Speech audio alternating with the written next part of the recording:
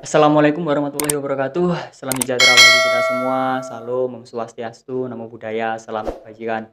Alhamdulillah, teman-teman, sampai saat ini kita masih diberikan kesehatan oleh Allah Subhanahu wa taala, dan yang sehat semoga tetap diberikan sehat, yang sakit semoga dicabut penyakitnya oleh Allah Subhanahu wa taala, dan semoga begitupun keluarga kita, baik yang jauh maupun yang dekat, semoga diberikan lindungan oleh Allah Subhanahu wa taala. Teman-teman, kali ini saya di sini sendiri. Biasanya kan saya sama teman di samping saya. Memang ini saya sengaja karena saya ingin menuangkan apa yang ada dalam benak saya, yang ada dalam pikiran saya. Yang jelas itu adalah dari proses logika saya, proses keterbatasan belajar saya, keilmuan saya, dan lain sebagainya. Dan tak lain, saya juga mohon maaf yang sebesar-besarnya jika dalam proses eh, apa yang saya ungkapkan ini nanti banyak sekali kesalahan. Yang jelas pasti setiap manusia itu kan mempunyai salah. Yang pasti sampean jenengan sedang yang bisa mengingatkan saya, bisa mengingatkan di kolom komentar nanti teman-teman. Apapun itu akan kami terima. Karena apa? Karena ini adalah diskusi, ya seperti itu ya. Jadi kali ini saya ingin eh, belajar tentang negara dan agama. Agama, kalau kita sering mendengar, kalau dalam KBBI itu adalah sistem yang mengatur tata keimanan atau kepercayaan seseorang dan peribadatan kepada Tuhannya, yang di dalamnya ada norma-norma, aturan-aturan, perintah-perintahnya, larangan-larangannya, dan lain sebagainya.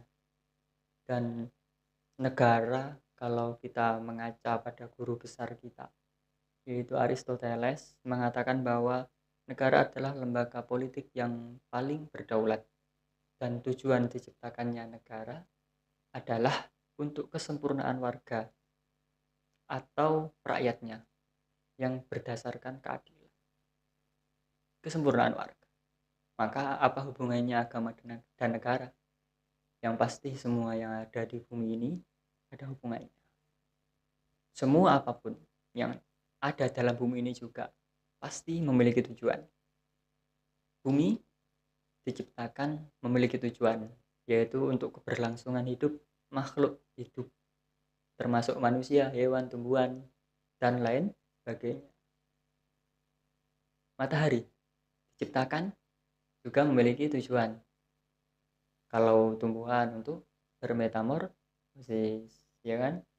Kalau manusia untuk menjemur pakaian, biasanya sampean nyolong-nyolong pakaian di tonggo. Setiap apapun yang ada di dunia ini memiliki tujuan. Begitupun negara. Negara diciptakan memiliki tujuan. Menurut kami, negara diciptakan adalah supaya kita lebih menambah ibadah kita kepada Allah Subhanahu wa taala. Karena apa? Karena negara diciptakan untuk membuat manusia saling berinteraksi satu sama lain. Ketika timbul interaksi, maka yang terjadi ketika kita paham dan mengerti akan nilai-nilai toleransi dan lain sebagainya, kita akan saling menghormati. Dan nilai saling menghormati toleransi itu adalah bentuk ibadah kita kepada Tuhan. Nah, inilah yang menambah ibadah kita kepada Tuhan. Manusia diciptakan, nah di bumi ini karena apa? Karena menurut agama kami, yaitu sebagai khalifah fil ard, dan sebagai hamba untuk bertakwa kepada Tuhan. Maka tak lain untuk menyempurnakan negara itu, menyempurnakan kita supaya kita dapat menjadi pemimpin khalifah fil ard yang lebih baik. Bukan hanya menjadi pemimpin negara loh. Arti khalifah itu yang jelas ya teman-teman. Pemimpin dalam diri sendiri, dalam keluarga dan lain sebagainya. Namun di sini saya membahas terkait dengan agama dan negara. Maka tak heran teman-teman ketika ngomong negara dan agama pasti banyak yang memperjuangkan, mempertahankan agama dan negara supaya berdaulat, supaya tetap berdiri kokoh. Kalau kita mengaca pada waktu itu, proses perjuangan para pahlawan, bahwa bagaimana, apa yang paling tepat, ideologi apa yang paling tepat diterapkan di Indonesia. Yang paling tepat waktu itu dengan proses perdebatan yang panjang, dan di situ ada beberapa tokoh dari bangsa Indonesia. Tak lain di situ juga ada tokoh agama dari agama Islam, bahwa bersepakat bahwa yang paling cocok adalah ideologi Pancasila. Karena apa? Karena Pancasila di dalamnya memiliki nilai-nilai kemanusiaan yang tinggi dan nilai-nilai keimanan yang tinggi. Di Indonesia memiliki macam-macam banyak suku, agama, budaya, ras, bahasa, dan lain sebagainya. Berbeda-beda tetapi tetap satu jua. Dan warga Indonesia mayoritas memiliki agama, tak lain ketuhanan yang Maha Esa. Itu nilai keimanan yang paling tinggi dan lain sebagainya. Sila kedua, sila ketiga, sila keempat, dan sila kelima. Maka tak heran juga jika banyak yang mempertahankan jika Pancasila ini dihancurkan. Karena apa? Karena memang Pancasila ini sudah tepat diterapkan di Indonesia. Ada yang mengatakan NKRI ini yang tepat adalah bersyariah. Tatanan yang ada di Indonesia ini sudah tidak tepat. Makanya banyak yang korupsi dan lain sebagainya. Loh, karena apa? Karena korupsi itu dilakukan tidak bisa meyakini dalam hati nilai-nilai Pancasila yang ada di mulut saja. Ketuhanan yang Maha Esa. Wah, aku ngomong ketuhanan tapi aku nggak pernah bertuhan. Nah, kalau ngomong bertuhan, agama, negara, hubungannya agama dan negara, yaitu ketuhanan yang Maha Esa. Di situ ada nilai keagamaan. Kayak harus kita lakukan.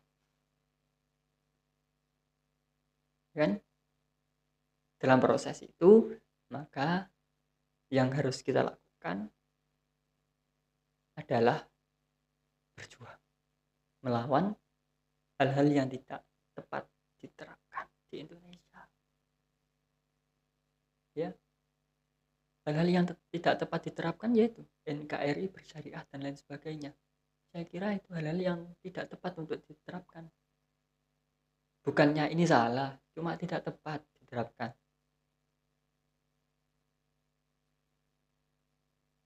Itu adalah salah satu contohnya. Banyak hal-hal yang lain yang ingin memecah belah bangsa Indonesia. Maka kalau kita sebenarnya dalam agama dan bernegara itu ada 4 pilar yang paling penting. Kalau saya dulu pernah belajar di guru ngaji waktu itu, dan beliau saat ini masih menjadi guru saya. Meskipun saya banyak sekali kesalahan, mohon maaf. Beliau merupakan sosok spiritualis, Romo Yai Soleh Bahrudin di Pasuruan. Beliau mengatakan dalam kitab Tanbihul Ghafilin, tiangnya agama dan negara itu ada 4. Yang pertama ulama. Ulama itu siapa? Kiai, ustadz, ustadzah, dosen, ilmuwan, cendekiawan. Semuanya siapapun yang bergerak di bidang keilmuan. Yang kedua yaitu umaro. Umaro yaitu pemerintah. Pemerintah adalah yang memiliki kekuasaan tertinggi. Ya, semoga pemerintah kita yang ada di Indonesia ini menerapkan nilai-nilai Pancasila, bukan hanya di bibir saja. Terus yang ketiga yaitu wala uzat, yaitu TNI, Polri, atau di bidang keamanan. Indonesia banyak sekali pencurian, banyak sekali begal, banyak sekali teroris. Ketika tidak ada keamanan, maka bagaimana mengontrol kesejahteraan masyarakat? Maka butuh keamanan. Itu ada teroris kan? Cerita waktu di Makassar, bom gereja.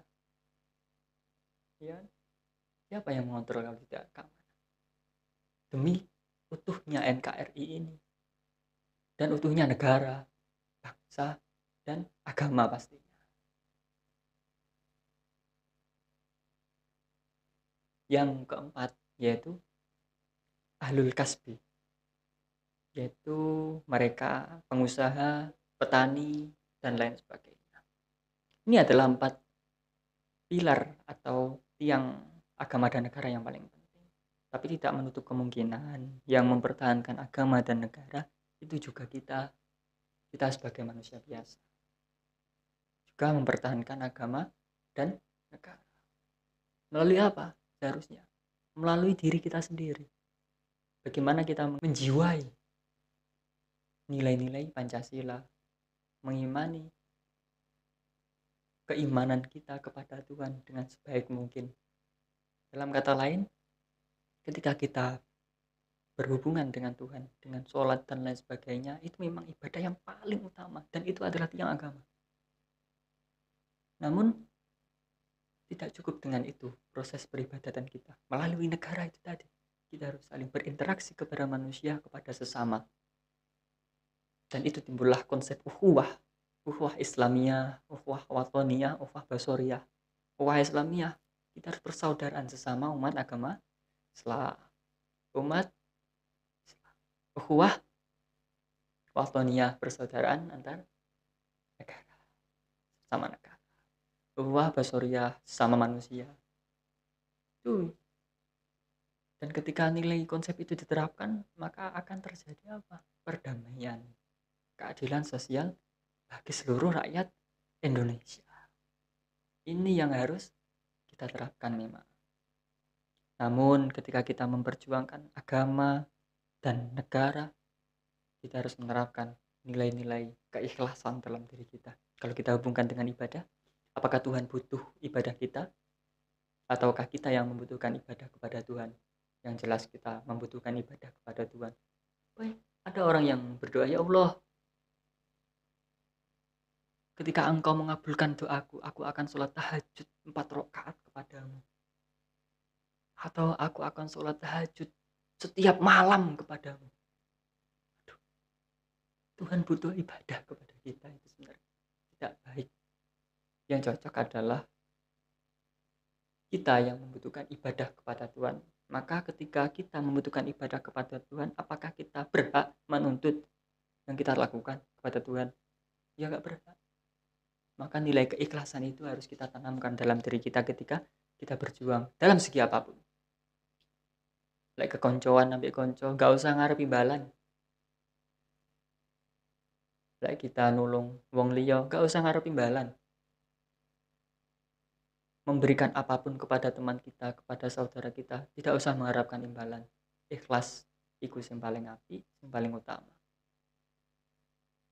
Apa yang saya sampaikan ini teman-teman adalah belajar saya. Saya ingin belajar ini introspeksi kepada diri saya sendiri. Karena selama ini saya memang banyak kesalahan dalam proses belajar, dalam proses kehidupan, dalam berinteraksi kepada teman-teman semua. Ketika ada kesalahan, sampai saat ini saya juga mohon maaf yang sebesar-besarnya teman-teman. Dan jika apa yang saya sampaikan dalam muhasabah diri saya ini dapat bermanfaat bagi teman-teman, ya alhamdulillah. Ketika salah ya mohon diingatkan dalam komentar, itu yang saya tunggu-tunggu teman-teman. Jelas, semoga agama Islam dan negara Indonesia dan negara-negara lain dan agama-agama lain yang ada di Indonesia tetap berdiri kokoh dengan hanya 4 pilar tadi dan menerapkan nilai-nilai toleransi yang ada, tetap mempertahankan Pancasila di dalamnya, khususnya negara Indonesia. Cukup sekian. Wassalamualaikum warahmatullahi wabarakatuh.